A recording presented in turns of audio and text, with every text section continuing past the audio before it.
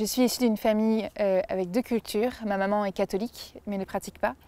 Et mon papa est athée et a des parents plutôt anticléricaux.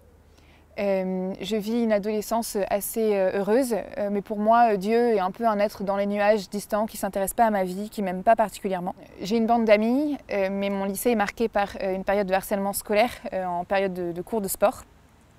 Ce harcèlement en fait, crée une méfiance en moi. Quand je suis dans un groupe de jeunes, j'ai tendance un peu à repérer la grande gueule qui pourrait être le harceleur potentiel, et ça me rend méfiante. Et puis le harcèlement, à la fin, ça attaque la confiance en soi. Donc voilà, c'est une période compliquée pour moi. Arrivée en première année de fac, donc ce harcèlement qui m'a marqué, qui m'a blessée, accompagné en plus de périodes un peu compliquées dans notre famille, me pousse à crier vers ce Dieu un peu distant. On m'a dit qu'il m'aimait et qu'il faisait attention à moi. Enfin, au lycée, on m'a dit que Dieu existait et qu'on pouvait prier.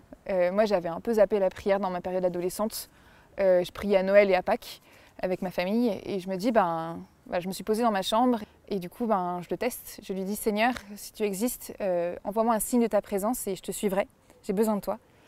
Et 2 jours après, j'ai une amie qui me propose de l'aider au scout.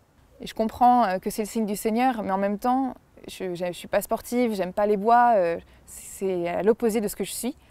Mais je lui dis, je t'ai demandé, tu m'as répondu, je vais juste faire cette activité et puis je m'en vais. Donc j'arrive à l'activité et en fait cet après-midi scout, elle a changé ma vie. J'ai rencontré des enfants très heureux, spontanés dans leur jeu, très accueillants. Et surtout des jeunes qui avaient mon âge, qui avaient 20 ans et qui croyaient en Dieu. Pour eux, Dieu était vivant et les aimait, et elle les avait rencontrés comme on rencontre quelqu'un. C'était plus ce grand barbu dans les nuages, c'était quelqu'un de vivant qui était dans leur vie. Et du coup, voilà, cet après-midi change ma vie.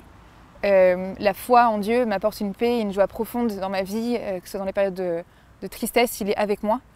Et surtout, il guérit mon cœur à travers le regard de ces nouvelles amitiés scouts. Et je me rends compte en fait que quand j'arrive dans un groupe de jeunes, ils n'ont pas forcément ce réflexe de me harceler.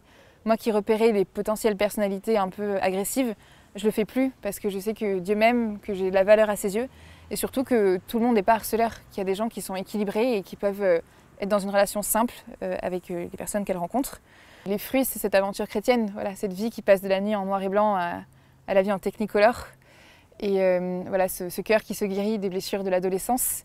Et même si j'ai encore des périodes de doute, où j'ai ma raison qui me dit que tout ça, c'est un peu un grand mensonge, le Seigneur m'envoie des petits cadeaux de sa présence. Il y a quelques jours, j'étais dans un festival de jeunes et j'avais une période un peu... je boudais quoi.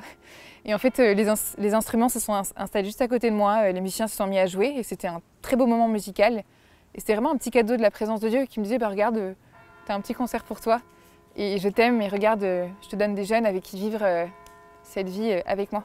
Jésus, c'est mon Seigneur et c'est mon Sauveur, c'est-à-dire que c'est ce Dieu tout-puissant qui peut paraître distant hein, et qui en même temps choisit de se faire homme. Ça, c'est un mystère qui est extraordinaire à vivre. Il choisit de naître dans cette petite mangeoire pour vivre avec moi et pour mourir pour moi sur la croix. Et ouais, pour moi, c'est Dieu fait homme qui meurt pour moi et qui me sauve.